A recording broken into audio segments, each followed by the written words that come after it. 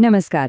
જેમને પણ ગુજરાતમાં હાયર સેકન્ડરી શાળાઓમાં શિક્ષક બનવું છે એમના માટે આ જાણકારી ખૂબ જ કામની છે. આજે આપણે શિક્ષક અભિરુચિ કસોટી એટલે કે ટેટ HSની જે ઓફિશિયલ જાહેરાત આવી છે તેને એકદમ સરળ ભાષામાં સમજીશું. ચાલો આખી વાતને ડિટેલમાં જાણીએ. સારું, સૌથી પહેલો સવાલ જે મનમાં આવે છે એ જ છે કે ભાઈ આ TAT HS પરીક્ષા છે શું? ચિંતા ના કરો, આપણે એક પછી એક બધા જ સવાલોના જવાબ મેળવીશું અને આખી વાતને એકદમ ક્લિયર કરીશું. જુઓ, TATHS એટલે કે teacher aptitude test for higher secondary એ બેઝિકલી એક ગેટવે છે. આ એક 2 સ્ટેજવાળી સ્પર્ધાત્મક પરીક્ષા છે. સરકારી હોય કે પ્રાઇવેટ, ગુજરાતની કોઈ પણ હાયર સેકન્ડરી સ્કૂલમાં ભણાવવું હોય તો આ પરીક્ષા પાસ કરવી જ પડે. એમ સમજી લો કે આ ટીચર બનવાની સફરનું પહેલું અને સૌથી ઇમ્પોર્ટન્ટ સ્ટેપ છે. હવે આ પરીક્ષા લે છે કોણ? તો એ છે ગુજરાત રાજ્ય પરીક્ષા બોર્ડ, ગાંધીનગર. એટલે આપણે જે પણ વાત કરી રહ્યા છીએ એ બધી જ ઓફિશિયલ અને પાક્કી માહિતી છે, એમાં કોઈ શંકાને સ્થાન નથી. ચાલો, કોઈ પણ તૈયારીમાં સૌથી પહેલાં વાત કરીએ ટાઈમલાઇનની. કારણ કે તારીખ ચૂકી ગયા તો પછી બધું જ રહી જશે, બરાબર ને? તો ચાલો જોઈએ કે કઈ તારીખો ખાસ યાદ રાખવાની છે. તો જુઓ, આ છે આખો રોડમેપ. 5મી ફેબ્રુઆરીએ જાહેરાત આવી ગઈ છે. ફોર્મ ભરવાનો ટાઈમ છે 10મી થી 19મી ફેબ્રુઆરી. બહુ લાંબો સમય નથી હો. અને પ્રિલિમ્સ પરીક્ષાની તારીખ છે 29 માર્ચ. મુખ્ય પરીક્ષા મે મહિનામાં લેવાઈ શકે છે. એટલે તૈયારી માટે કેટલો સમય છે એનો અંદાજો બરાબર લગાવી લેજો. ઓકે, તારીખો તો ખબર પડી ગઈ. પણ હવે બીજો સવાલ એ થાય કે શું આપણે આ પરીક્ષા આપી શકીએ? મતલબ કે આપણી લાયકાત છે કે નહીં? ચાલો એ પણ ચેક કરી લઈએ. તો કોણ એપ્લાય કરી શકે? સિમ્પલ છે, જેમની પાસે જે તે વિષયમાં પોસ્ટ ગ્રેજ્યુએટ ડિગ્રી અને સાથે BEdની ડિગ્રી છે. પણ અહીં એક બહુ જ સરસ વાત છે. જે લોકો અત્યારે એમના પોસ્ટ ગ્રેજ્યુએશન કે BEdના છેલ્લા વર્ષમાં છે એ લોકો પણ ફોર્મ ભરી શકે છે.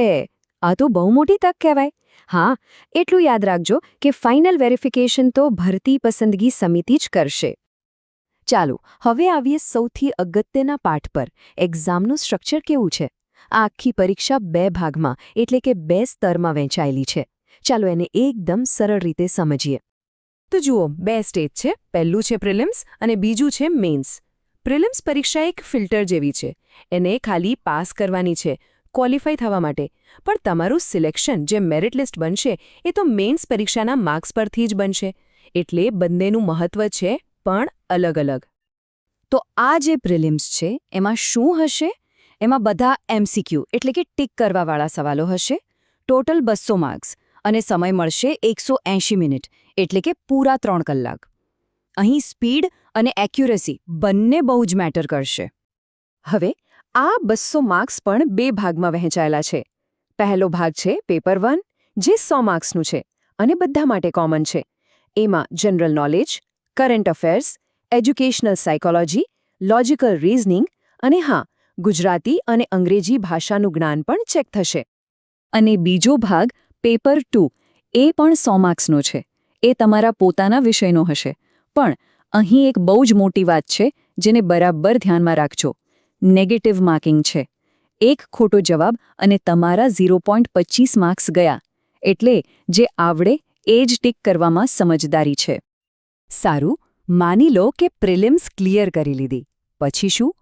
પછી આવશે મેઇન રાઉન્ડ એટલે કે મુખ્ય પરીક્ષા. અને આ પરીક્ષા લખવાની છે, વર્ણનાત્મક.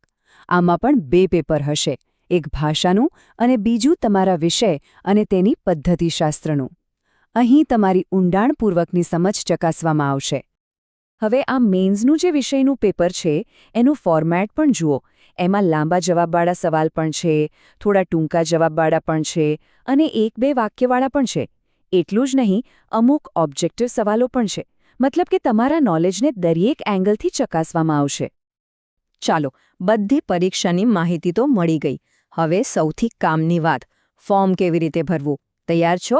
તો ચાલો સ્ટેપ બાય સ્ટેપ સમજીએ. પ્રોસેસ એકદમ સિમ્પલ છે.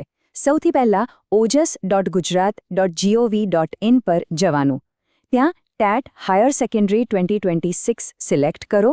તમારી બધી વિગતો ભરો. ફોટો અને સહી અપલોડ કરો.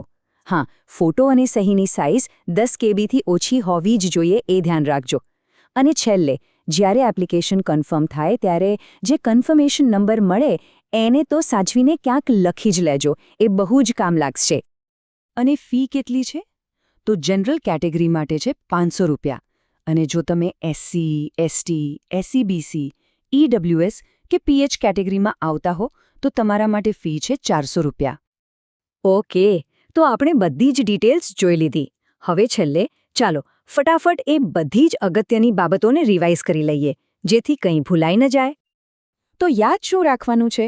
પહેલું, આ 2 સ્ટેજની એક્ઝામ છે, પ્રિલિમ્સ અને મેઇન્સ. બીજું, ફોર્મ ભરતા પહેલા તમારી લાયકાત બરાબર ચેક કરી લેજો. ત્રીજું, ફોર્મ ભરવાનો સમય બહુ જ ઓછો છે, બધું જ ઓનલાઈન કરવાનું છે અને પેલો કન્ફર્મેશન નંબર તો ભૂલ્યા વગર સાચવી રાખજો. તો હવે બધું જ સ્પષ્ટ છે, આખી બ્લુપ્રિન્ટ આપણી સામે છે. તો સવાલ એ છે કે શું તમે ટીચર બનવાની આ સફરનું પહેલું અને સૌથી મહત્વનું પગલું ભરવા માટે તૈયાર છો?